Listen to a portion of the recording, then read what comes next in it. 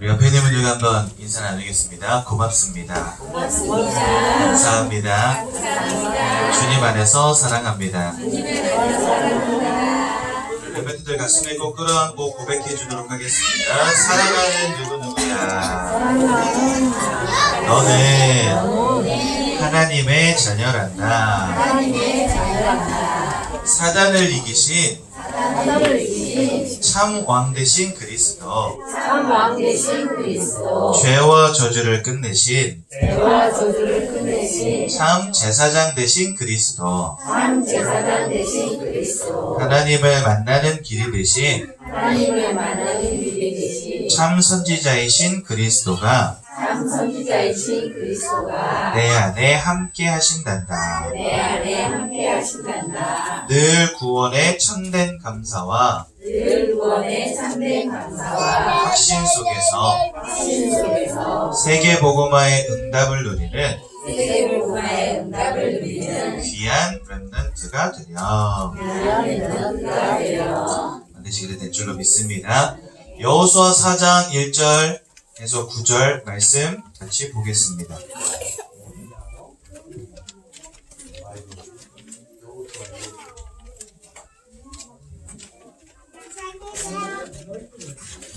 여호수아 4장 1절에서 9절인데요. 우리 다 읽지 않고 7절 한 절만 같이 보겠습니다. 여호수아 4장 7절 한 절만 우리 한 목소리로 함께 보도록 하겠습니다. 시작. 그들에게 이르기를 요단물이 여호와의 언약궤 앞에서 끊어졌나니 곧 언약궤가 요단을 건널 때에 요단물이 끊어졌으므로 이 돌들이 이스라엘 자손에게 영원히 기념이 되리라 하니라. 아멘. 후대를 위하여 기념비를 남기는 부모님들 되시기 바랍니다. 우리 옆에 있는 분들과 한번 인사 나누겠습니다. 기념비를 남깁시다. 기념비를요, 종이로 만드는 사람 아무도 없습니다. 박스 갖다가 만드는 사람 없습니다. 기념비는 돌로 만들죠. 그래서 수백 년, 수천 년 전에 세웠던 그런 돌들, 비석들 지금도 발견되고 있지 않습니까? 아직도 서 있지 않습니까? 그래서 기념비라고 하는 우리 자녀들의 마음속에 확고부동하여서 사라지지 않고 무너지지 않고 없어지지 않을 그런 중요한 언약을 마음속에다가 우리는 심어 주어야 되겠습니다. 그게 우리 부모님들 품에다가 지금 자녀들을 하나님이 맡겨두신 이유라는 사실을 꼭 기억하시고요. 우리 자녀들의 마음속에 기념비를 세우는 귀한 축복 누리시기를 예수님의 이름으로 기도드립니다. 오늘 보니까 여호수아가 요단강을 건너면서 12개의 돌을 취하라 라고 말합니다.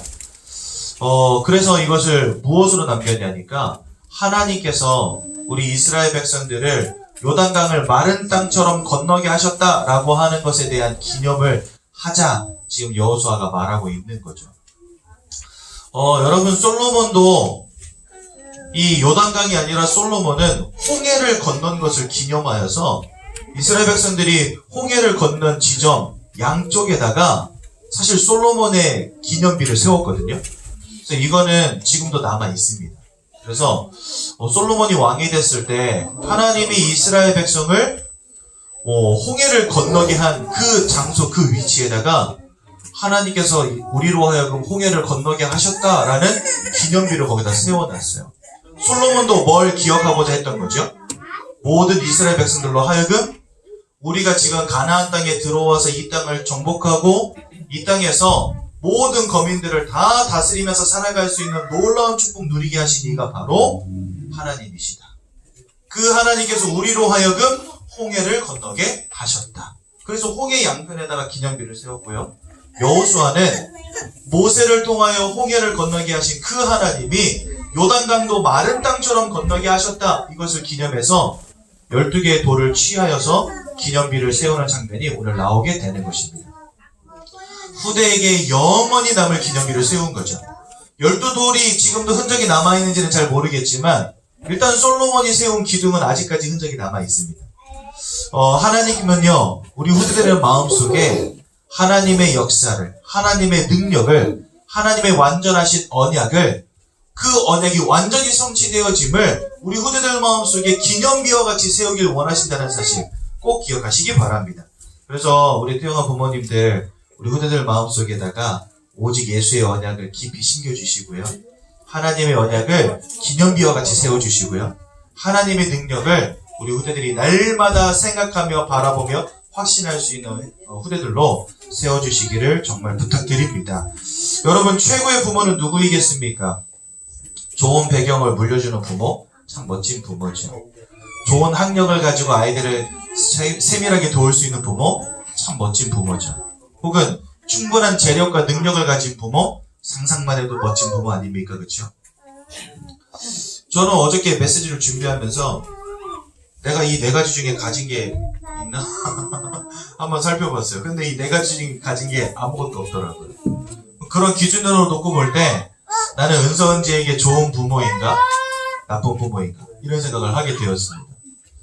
근데 아무리 생각해도요, 진짜 하나님 아버지 앞에서 양심적으로 볼 때 저는 나쁜 부모는 아닌 것 같아요. 왜냐니까 그냥 아이들에게 예수 그리스도만 말해주니까. 학원은 하나도 안 보내줍니다. 근데 예수 그리스도는 말해주니까. 애들이 저한테 가끔 은서가 와서 그래요. 아빠 나 태권도 학원 다니고 싶어. 그러면은요, 그래 하고선 외면하거든요. 근데 자 얘들아 예배드리자. 이 말은 자신감 있게 기독자게 잘합니다. 아이들에게 해줄 수 있는 거 많이 없더라고요, 저는요. 근데 오히려 그게 더 감사했어요.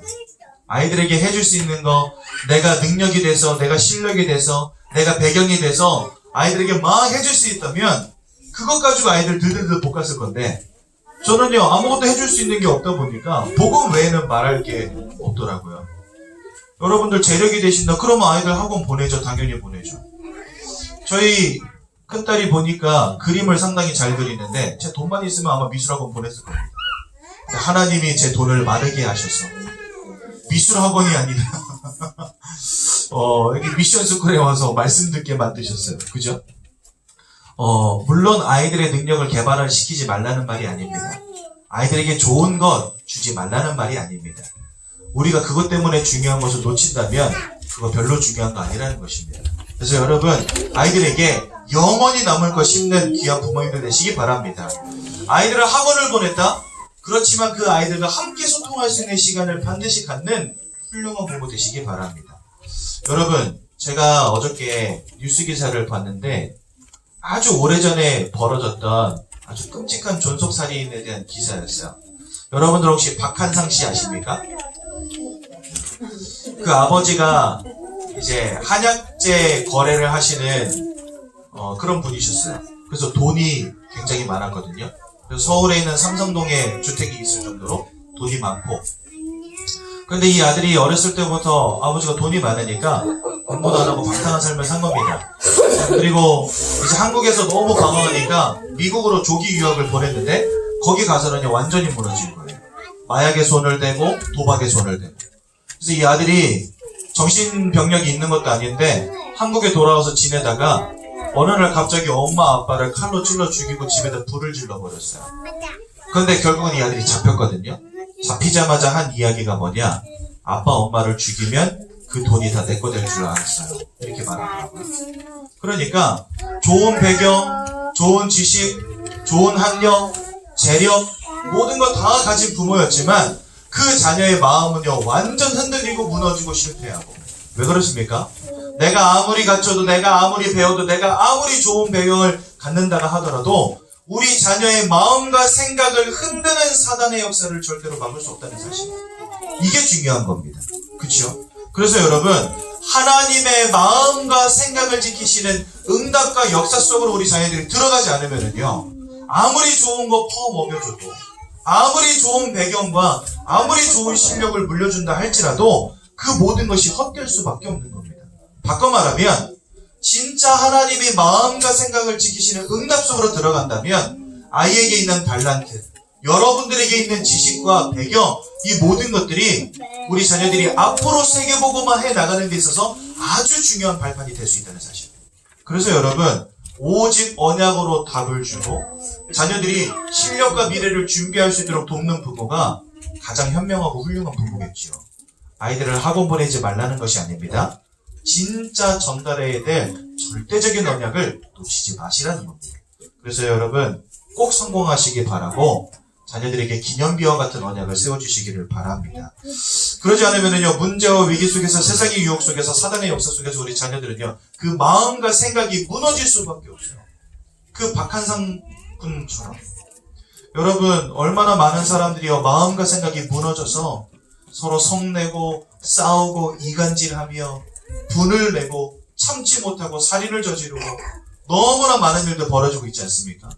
마음과 생각이 지켜지는 응답 누리지 못한다면 결국은 무너지게 됩니다. 내 실력과 내 능력과 상관이 없이 오는 사단의 역사이기 때문에 우리는요, 우리 자녀들을 반드시 이러한 영적 싸움에서 승리하도록 기념비와 같은 언약을 세워줘야 될 줄로 분명히 믿습니다. 여호수아는요, 기념비를 세웠습니다. 어떠한 기념비를 세웠습니까? 요단강을 건널 때 12개 돌을 취했다고 되어 있습니다. 12개 돌은 바로 이스라엘을 말합니다. 왜냐하면 이스라엘이 12지파였거든요. 강 바닥에서 돌을 취하였다는 건 뭘 의미하죠? 그 강을 마른 땅과 같이 건너왔다라는 걸 의미합니다. 하나님께서 요단을 가르셔서 이스라엘 온 집안을 마른 땅과 같이 건너게 했다는 것입니다. 여러분, 우리 후대들에게 예수의 언약만 꼭 심어주면 될 줄로 분명히 믿습니다. 아멘. 어떻게 강을 마른 땅과 같이 건넙니까? 불가능한 문제 아닙니까? 하지만 이스라엘은 그 불가능이 가능으로 바뀌는 응답을 누렸습니다. 우리 인생에 와 있는 모든 불가능의 문제, 오직 예수의 십자가의 능력 앞에 절대 가능으로 바뀌어지는 응답으로 올 줄로 분명히 믿습니다. 그래서 여러분, 우리는 우리 후대들에게 오직 예수의 언약을 심어줘야 되겠고요. 또한 저 강바닥에서 요단의 돌들을 취하였다는 건 뭘 의미합니까? 하나님이 요단을 가르셨다는 것입니다. 하나님의 능력을 보여준 거죠. 그래서 우리 후대들에게 예수 그리스도의 언약과 우리의 인생을 끝까지 지키시고 인도하시는 하나님의 능력을 보여주어야 되겠습니다. 또한 이 증거의 돌을 세웠다는 건 뭘 의미하죠? 우리는 그래서 하나님 외에는 의지할 분이 없다는 것을 여호수아가 보여주기 원했던 것입니다. 우리 자녀들에게 왜 예수의 언약을 전달합니까? 우리 자녀들에게 왜 예수의 능력을 체험시켜야 됩니까? 예수 외에는 우리가 의지할 게 없기 때문에 그렇습니다. 돈이 중요하다면 여러분 돈 벌어서 아이들 통장 만들어주고 거기다가 5억, 10억씩 넣어주면 돼요. 근데 돈이 중요한 게 아니잖아요. 그죠? 우리 자녀들에게 왜 언약만 넣어주려고 합니까? 그 언약만 우리가 신뢰할 만한 것이기 때문에 그렇습니다. 그 언약 외에는 붙잡을 거 없기 때문에 그렇습니다. 그래서요, 여호수아는 이 돌들을 취하여 세운 것입니다. 그렇죠? 여러분, 우리 후대들에게 그래서 예수의 언약을, 하나님의 능력을, 주님 외에는 바로 볼 분 없다라고 하는 믿음의 확신을 우리 자녀들에게 심어주어야 되겠습니다. 그래서 여러분, 오늘부터 우리 후대를 위한 기도를 반드시 도전하십시오. 다른 거 아닙니다. 나를 끝까지 인도하시고 구원하시는 하나님의 구원의 은혜를 날마다 우리 후대들에게 발견되게 하시고 생각나게 하여 주옵소서. 기도하셔야 됩니다. 또 두 번째로, 위기와 문제 앞에서도 흔들리지 않는 구원의 큰 확신을 허락하여 주옵소서. 그래서 인생의 모든 목표가 예수를 통하여 나를 구원하신 이 구원의 비밀을 전달하는 전도와 세계복음화가 되게 하여 주옵소서. 우리 자녀들에게 기념비와 같은 언약을 심어주시기 바라고, 우리 자녀들이 일평생 전도 때문에, 선교 때문에, 세계복음화 때문에 살아가는 귀한 전도자로 세워지기를 날마다 간구하는 우리 태영아 부모님들 되시기를 예수님의 이름으로 기도드립니다. 제가 한번 기도하고 말씀 마치겠습니다. 하나님 은혜 감사합니다. 우리 모든 태영아 가정을 축복하여 주시고 우리 후대들을 복음으로 언약으로 세워나갈 수 있도록 역사하여 주옵소서. 예수님의 이름으로 기도드렸습니다. 아멘.